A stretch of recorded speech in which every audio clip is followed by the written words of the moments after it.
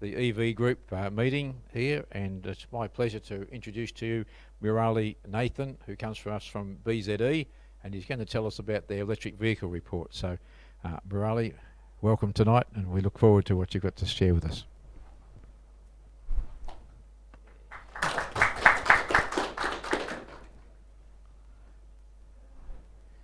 You don't have a remote, do you? Oh, so I just keep. Okay. Fine. Oh, okay. Where's the camera? Here. Okay.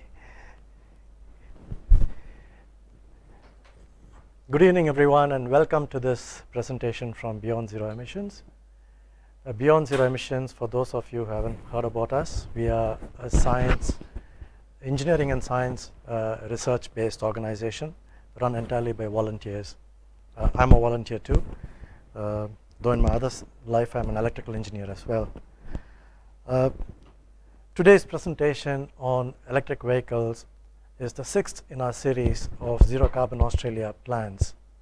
The other plans are the stationary energy plan, and that's about producing electricity from renewable sources. The buildings plan, which is about making our building stock energy efficient and zero carbon.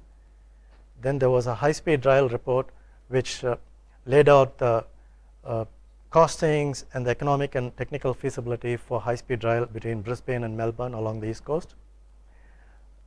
The fourth was the land use report.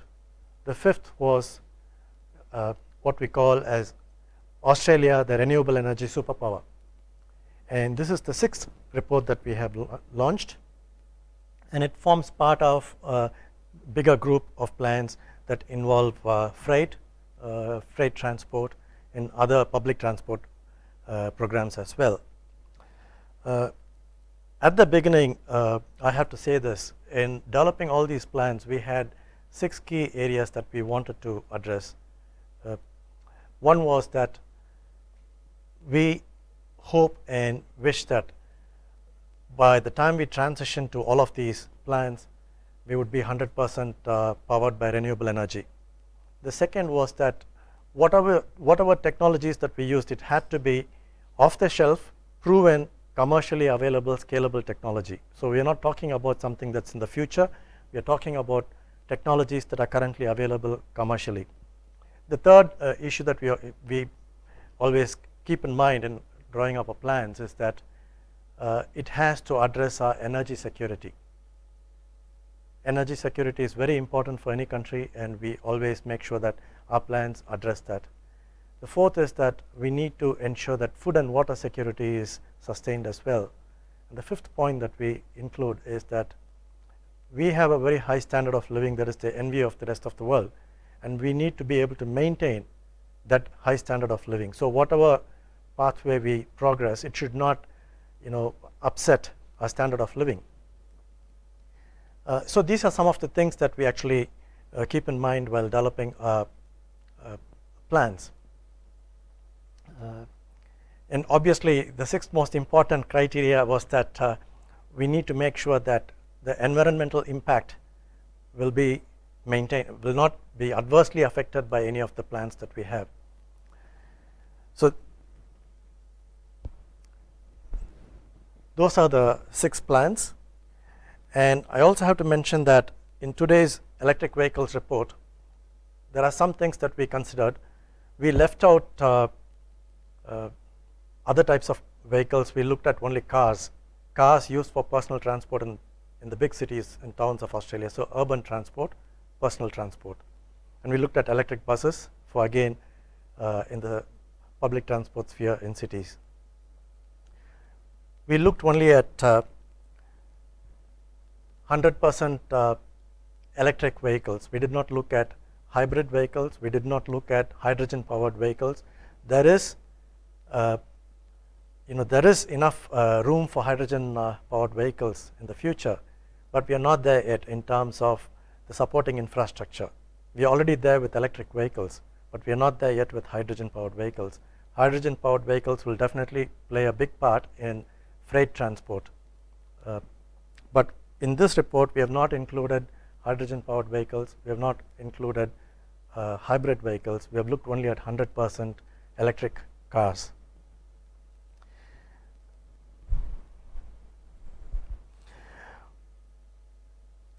one of the important things that we did in doing this plan in terms of outcomes that we wanted to address two questions. We wanted to find the answers to two questions. The question number one that we had was, is 100% zero carbon electric personal transport technically feasible and affordable and doable within 10 years? The second question that we had to address in this report was, how does it compare? How does 100% electric personal transport compare with the existing options that we have in terms of petrol and diesel cars?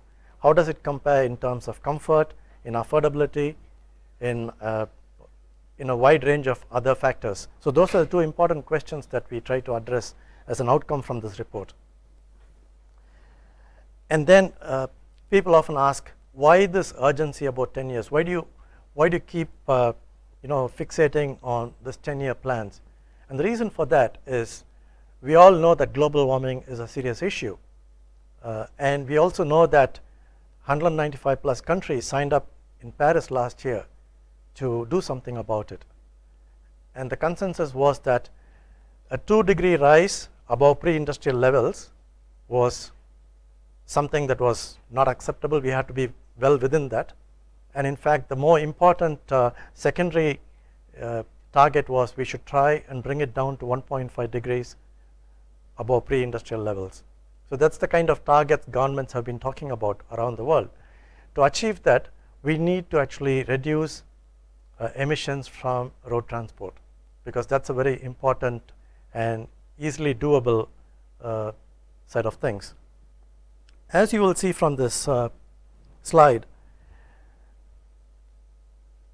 cars account for 48% of Australia's transport emissions. So it's really easy for us to address that. And 36% of the cars are in the urban space, in the big cities and towns.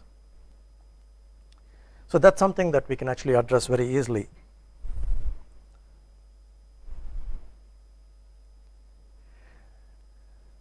What this means is that within the next 15 to 20 years,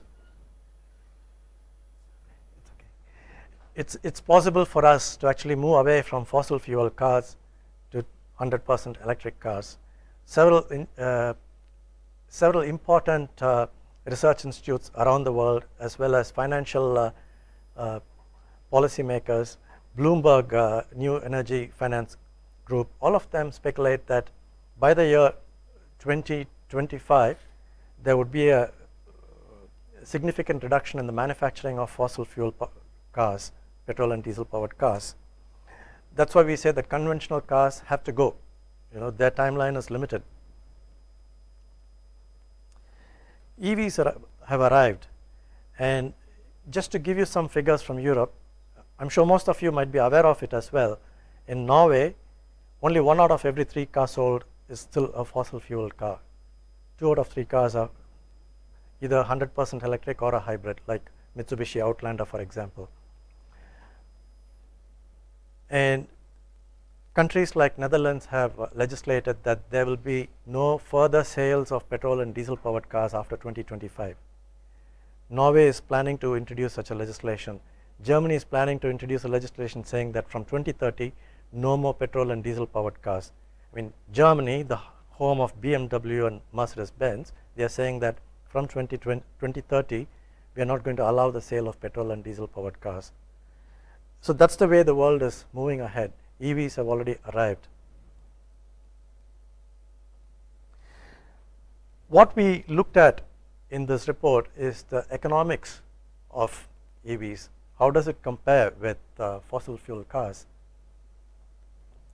And we looked at 3 different cases. We looked at a business as usual. So we don't do anything about EVs. We don't bring about any policy changes. We don't provide any incentives for import or rollout of electric vehicles. So that's a business as usual state.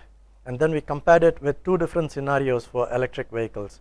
One scenario was a very conservative figure in terms of the costings. We assumed high battery costs. We assumed low petrol and diesel costs. We assumed high maintenance costs for electric vehicles. For example, we said that electric vehicles would cost at least 75% as much as a petrol-powered car to maintain. But the reality is it would be a lot less. And we also looked at lower cost estimate, where we looked at figures like 25% for the maintenance compared to petrol and diesel powered cars. So we looked at these three different scenarios. And we also looked at the same kind of methodology for electric buses. And we looked at a 20-year space, looked at the costs year on year for 20 years, and then brought it down to a net present value for comparison purposes. And we used a discount rate of 8%, which when we started out seemed like a good idea, but it's actually extremely conservative. You know, the interest rates today are at an all-time low. So 8% is really excessive. It's double what the interest rates are now. And in spite of all those conservative figures, you will see that electric vehicles come out on top. And we looked at the kind of incentives other countries provide. And we said, this is what we need to be doing here in Australia as well. We need to provide financial subsidies. We need to provide subsidies, like some countries like China. They give $12,000 per electric vehicle purchase. So if you go out and buy an electric vehicle instead of a petrol or diesel vehicle, the government gives you $12,000. And China is just one of a few countries that gets that. There are other indirect financial incentives, either reduced registration fees or even no registration fees in some jurisdictions, and the allowance to go on bus lanes, toll-free roads, free parking. Those sorts of benefits are given in Norway. So that's the kind of policy incentives we are trying to look at getting in Australia. One of the issues that most people would have is range anxiety. I'm sure most of you probably have an electric vehicle, and some of you might have range anxiety. It's interesting because the Victorian integrated survey for travel and activity, that department actually did a survey of 72,000 trips over a 1-year period, 12-month period, and they found that in Melbourne, 99% of the trips were less than 120 kilometers, and the average mean distance traveled per day per car was only around 36 kilometers. So that fits in very well with existing electric car ranges. But when you look at what's happening around Australia, Tesla have implemented their rapid charging, supercharging network right from Melbourne to Brisbane, so that you can travel along if you use a Tesla car. And I believe they are providing adapters for CHAdeMO as well. Correct me if I'm wrong, but they are providing. They're not?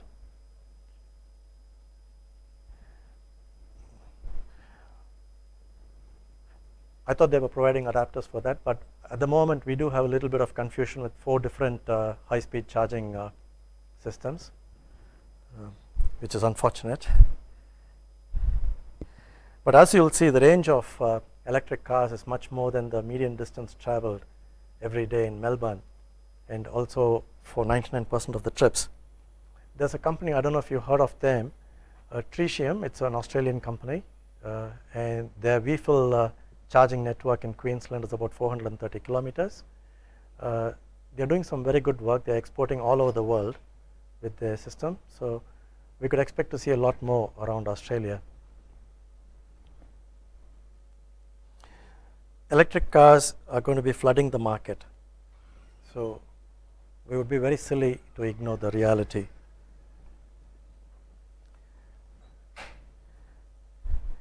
As you can see from the slide, we have a range of charging networks on the East Coast, and that's continuing to grow.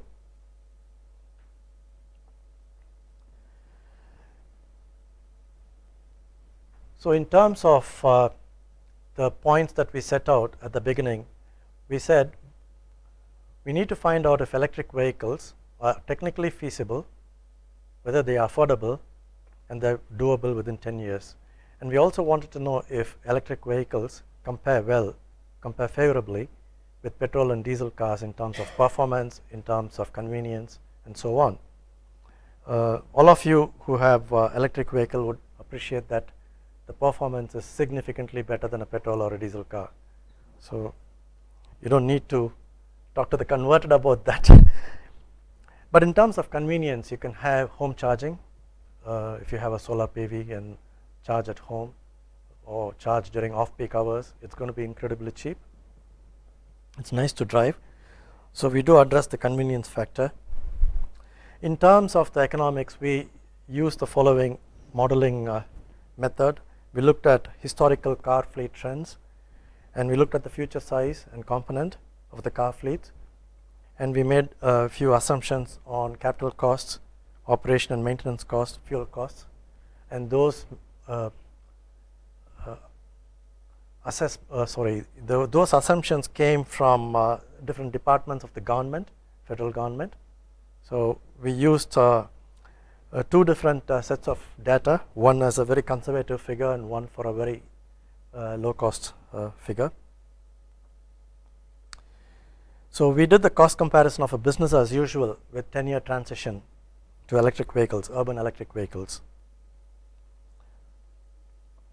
And in the higher cost scenario, we looked at higher battery and electric vehicle costs, because right at the beginning we knew that electric cars, the Holden Volt was costing what, like $70,000 when it was launched here.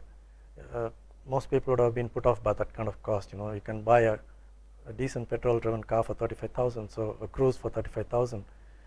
So, but the prices are coming down, and what we know is the battery prices have dropped significantly since the 2010s.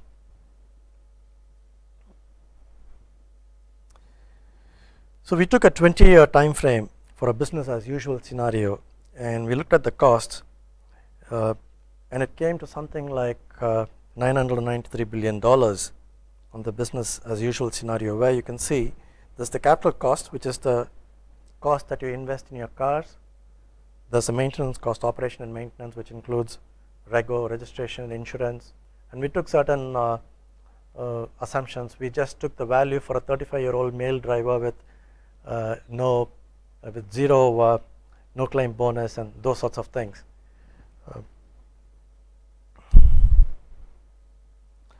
And we compared with EVs with the higher cost scenario, where the batteries are very, very expensive, the cars are very, very expensive, and these are 2014 costs, by the way. Costs have been coming down. And it came out at 25% more expensive than business as usual over a 20-year time frame. And that's not a lot of money, actually, if you think about it. It's less than $20 per capita per week. It's not much. But then it was interesting when we looked at the low cost scenario. The yellow you can see is the batteries being replaced in 10 years. So we just assumed that the batteries would last a maximum of 10 years, they would have to be replaced. The initial spike in the black, that is the capital cost, the high cost of the cars themselves, as well as the charging infrastructure. We assume that for every electric car sold, we assume that the home user would have a level 2 charger at home. And we also assume that there would be at least one new level 2 charger in the city somewhere for every car sold, which is a very conservative estimate. And we also assume that within a 5-kilometer radius within the urban center, there would be at least one rapid charger with 10 units. Again, these are extremely conservative figures. It may not actually require that many. But in the lower cost scenario, we came out at the same. It was cost neutral with business as usual. What we didn't actually consider in this report was the intangible benefits of moving to electric vehicles. We know that petrol contains benzene and toluene. It's used as additives in refining to remove the knocking effect. And benzene and toluene are cancer causing. They actually alter the DNA structure of the body. So it's extremely carcinogenic. A lot of people die from pollution-driven problems every year. That's something that's not actually covered in this report. We didn't talk about that. We didn't talk about the noise pollution, the health benefits of not having all those emissions, and we didn't talk about other intangible benefits as well.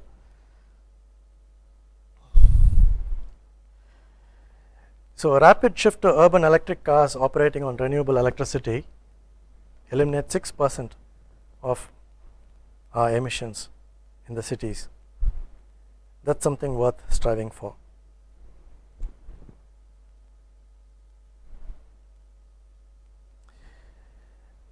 We also looked at a possibility in the future where you would have a large number of youngsters today don't actually want to own a car. That's the trend worldwide.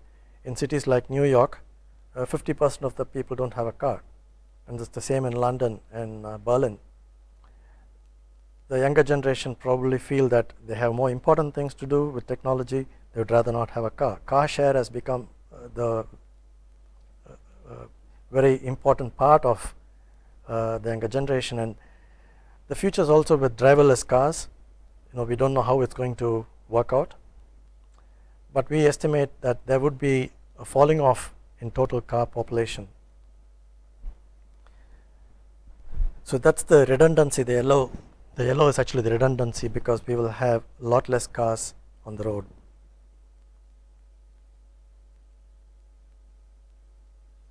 We use the same kind of methodology for the buses as well, for electric buses in the cities. And here we found that in a business as usual scenario, electric buses are 10% more expensive because of the higher initial capital costs. We have actually a company in Geelong that's manufacturing electric cars, and they set a record. A trip from non-stop trip from Melbourne to Sydney. I don't know if you read about that. Yes, it's just amazing. We are able to actually export our intellectual property worldwide. So, the loss of Ford and Broadmeadows is going to be compensated hopefully by Geelong. So, yes, the initial cost is going to be expensive, but it's worth doing it. It's only 10%. 10% in a bus works out to something like 72 cents per week per person. Nothing much, it's worth doing. But if you actually look at a more realistic figure, assuming that with falling prices of batteries and falling prices of the as we scale up the manufacturing, the prices are going to fall. We see that electric buses will be 12% lower than business as usual, and that's again a fantastic reason to go forward. So rapid shift to electric cars and buses operating on 100% renewable electricity is doable in 10 years. The additional benefits: we avoid our carbon emissions, we have an improved urban environment with reduced noise and air pollution, and we have energy security. This is something very important a lot of people don't think about. All our petrol and diesel is imported. Almost all of it is imported, and we import it from countries that are constantly having some war or other. All that it takes is for the Middle East to shut down because of some kind of problems they have, which they always seem to have, and we have only 3 weeks supply. We have only 3 weeks supply of petrol and diesel. So that's not a good situation to be in. We don't have energy security. With electricity and electric powered cars, we don't depend on anyone else. And it actually improves the electricity grid as well.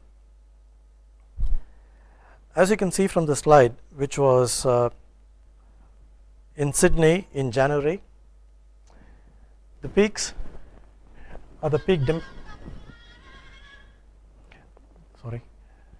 those are the peak demands, and these are the low points. The electric cars can be charged during those troughs.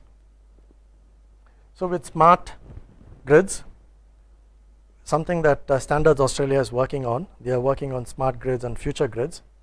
The ability for cars to actually return back power to the grid when the grid is having a peak demand, and then resupply to the cars when there is excess supply on the grid. That's something that's being looked at as a future scenario. And that's the way the grid will be, the future grids will be. Standards Australia are already working on that. And what we will get as a car user is a monthly statement that says how much of power have we taken from the grid for our car, how much of power have we transmitted to the grid. And it won't be like what we are doing with our solar PVs. We are getting 6 cents per unit, which is the feed-in tariff is worthless today. But with cars, it's going to be different. And what we've seen is that the additional demand because of electric cars on the grid is not going to make a huge dent in our power supply, because it will be charged through smart, time-based, demand-based charging. The last bit that I want to talk about is the incentives and policy. Australia needs to reduce or remove taxes on the import of electric cars, just like other countries do. We need a level playing field. We need to transition government fleets to electric. At the moment, car emission standards are pretty low. We need to make them more strict so that we have a level playing field once again. Like Norway, we could lower or eliminate registration fees for electric cars, allow access to transit lanes, and plan new car parks and apartments with charging infrastructure, and set state and national electric vehicle targets. Every parking meter needs to be also doubling up as a charging station in the CBD, just like in Europe. That's what we need. So that concludes my presentation. So we've actually answered the question whether it's doable. Yes, it's doable. Whether it's comfortable, yes. All we need is policies. Thank you.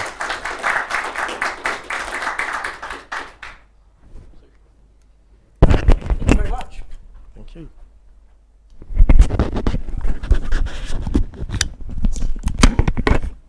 All right. After that wonderful presentation, we have a few formalities. Every year we have to re-elect branch members. Unfortunately, our convener, Paul, couldn't be here tonight. He would normally take on these duties. In his stead, I will try and make do. So we have 3 formal positions.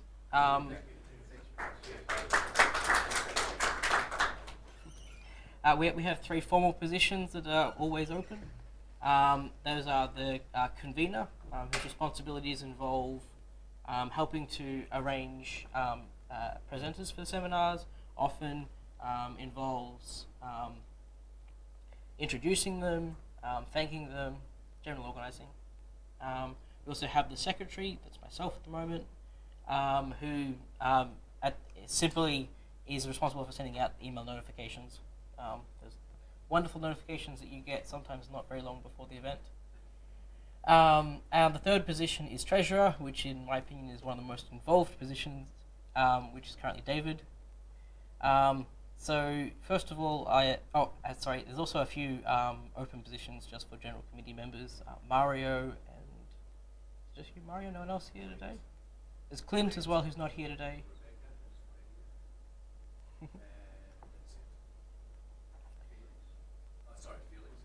Felix. Okay, so we'll first of all, I suppose, take nominations for. We'll start with convener. I nominate Paul. Well, that's good because Paul's already accepted. Does anybody else want to nominate someone? No?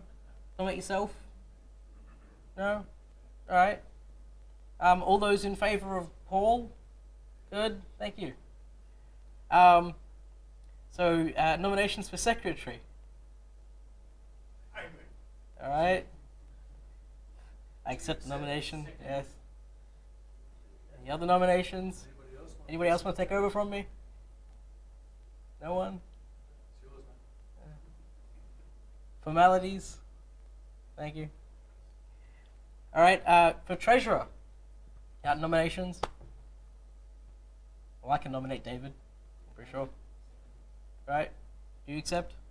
Good. All right. Thank you. All right. Is anybody interested in being on the committee? It generally involves helping us make decisions, helping us organize things. We meet every few months generally. A lot of it is to do with organizing the EV Expo yearly these days. Occasionally, we will deal with issues around the actual running the seminars as well, although that's fairly hands-off these days. Anybody interested? I'm assuming that anybody who is on the committee is already willing to stay on the committee unless they've told me otherwise. All right. Given the way this process works, you are accepted. Thank you. Well, you're welcome to vote. Yeah, there we go. Formalities. All right, well, I suppose, thank you.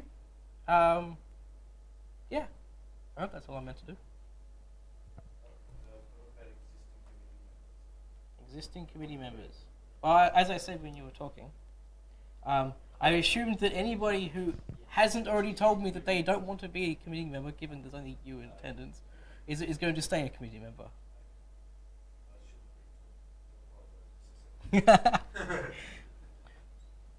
All right, well, thank you, everyone. Unfortunately, due to formalities, there are no biscuits. Where's Michael? Don't know, unfortunately. So that will conclude the evening. You're welcome to stay and chat, but that will be all.